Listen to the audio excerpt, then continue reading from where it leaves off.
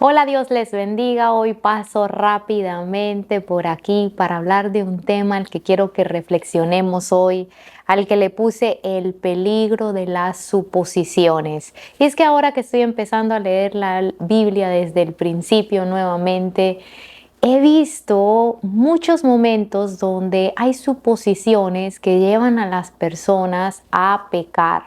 Por ejemplo, en Génesis 29 dice así: entonces Abimelech mandó a llamar a Abraham.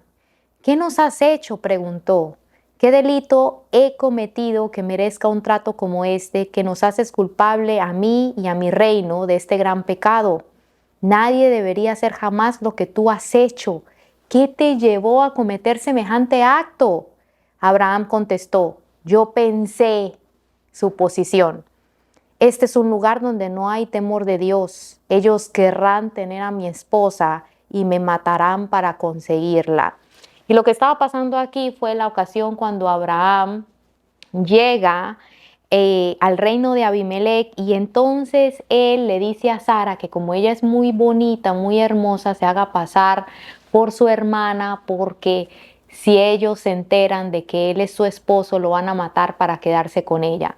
Y como todos conocemos la historia, Abimelech se la lleva para su harem, agarra a Sara y se la lleva pensando que Abraham es su hermano, y Dios se le aparece en la noche en un sueño y lo reprende y le dice: regrésale su esposa a Abraham porque él es un profeta. Y entonces ahí es donde Abimelech, esto que acabamos de leer, lo llama y le dice a Abraham: ¿cómo se te ocurrió hacer semejante cosa? ¿Me quieres hacer morir a mí por este pecado? Ahora Dios me va a juzgar por algo que no es mi culpa. ¿Qué te llevó a hacer semejante acto de engaño, de mentira, de bajeza? Y entonces aquí Abraham le dice: no, es que yo pensé. Bueno, aquí nadie teme a Dios. Y si nos damos cuenta, Abimelech era una persona que sí temía a Dios, porque apenas Dios se le aparece en sueños, él ahí mismo tiembla y dice: no, si yo hubiera sabido la verdad, yo no me hubiera atrevido a semejante acto. Entonces lo que vemos aquí es que Abraham estaba suponiendo algo de Abimelech que no era verdad. Y él se estaba dejando llevar por lo que él escuchaba, por las apariencias, por la manera de vivir de ellos. Y dijo: no, estas son personas que no tienen ningún temor. Y luego está el otro caso escandaloso que todos lo hemos leído en Génesis 19:30, cuando resulta que sale Lot de Sodoma y Gomorra. Y aquí les quiero leer. Dice: cierto día la hija mayor dijo a su hermana: no quedan hombres en ningún lugar de esta región, así que no podemos casarnos como todas las demás, y nuestro padre pronto será viejo para tener hijos. Y ya no le quiero seguir leyendo, léalo usted, pero usted sabe lo escandaloso que pasó, que emborracharon a su padre y abusaron de él y quedaron embarazadas de él. Es algo que hasta hablarlo te da horror.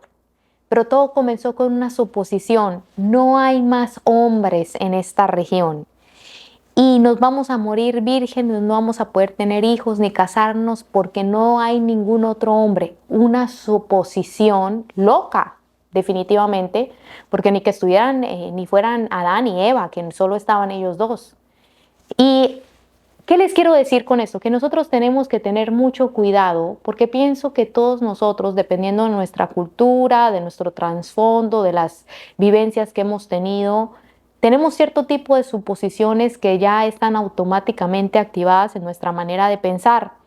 Y vamos por ahí pensando que todo el mundo piensa como nosotros pensamos que piensa. Como hay un dicho muy conocido que dice: el ladrón juzga por su condición.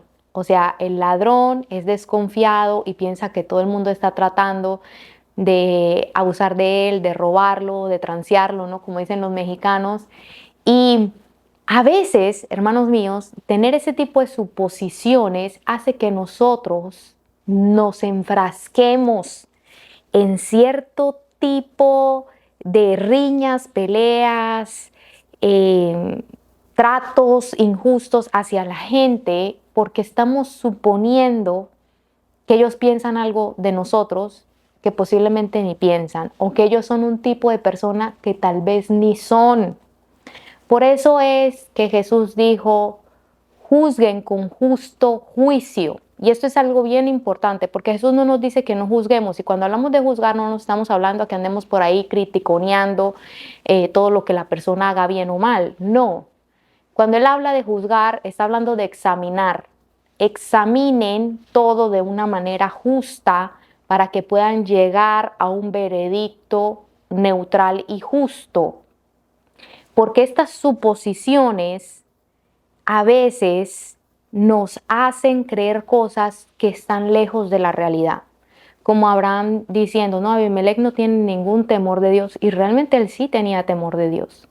Entonces, esto nos puede llevar a un pecado, como le llevó a Abraham, de engañar a Abimelech y a las hijas de Lot, de hacerle esta bajeza a Lot. Y esto, hermanos, cuando lleguemos a Cristo, tenemos que ser bien cuidadosos de quitarnos eso. Y es bien triste porque a veces esto crea divisiones entre familias, entre iglesias, entre compañeros. ¿Por qué? Porque estamos teniendo una suposición de que la persona piensa algo o siente algo que no estamos ni seguros si es así. Entonces, lo más sabio que nosotros siempre podemos hacer es darle el beneficio de la duda a la persona y juzgar con justo juicio, ver las cosas realmente como son y ir a hablar con la persona para determinar qué es lo que la persona realmente piensa o ver la realidad. Como por ejemplo las hijas de Lot tuvieron que haberse puesto a pensar, bueno, no es que se haya desaparecido todos los hombres de la tierra, yo confío en que Dios nos va a traer nuestro esposo. Obviamente hay más hombres en el mundo. Y igual Abraham, ir a decir, bueno, yo no conozco a este hombre, voy a primero hablar con él a ver qué. Y muchas veces, hermanos, esto puede llegar a llevarnos a pecados del corazón. Y esos pecados del corazón son cosas que nos estorban en nuestra comunión con Dios y nos estorban para poder tener una comunión sana con las otras personas. Nos estorba en nuestra unidad, nos estorba en nuestra comunión de fe, nos estorba en nuestra familia. Yo me recuerdo cuando me casé con mi esposo, teníamos mucho ese problema porque somos de culturas diferentes. Y a veces yo pensaba que él decía cosas con una intención o hacía cosas porque tenía una intención tal que yo creía, pero después cuando yo me molestaba y le decía, ¿por qué hiciste tal, esto y lo otro? Y él me explicaba, yo me daba cuenta que yo suponía que él hacía las cosas con una intención, pero realmente su intención no era esa. ¿Para qué les estoy diciendo todo esto? Porque esto nos puede ayudar a mejorar nuestras relaciones en nuestro matrimonio, con nuestros hijos, con nuestra gente, con la gente, los hermanos de la iglesia, de que no nos dejemos llevar por lo que otra gente dice, por lo que percibimos. Tenemos que juzgar con justo juicio para no caer en algo que no le agrada a Dios. Bueno, que Dios les bendiga, por favor, compártelo y dale like y nos vemos en un próximo video. Bendiciones.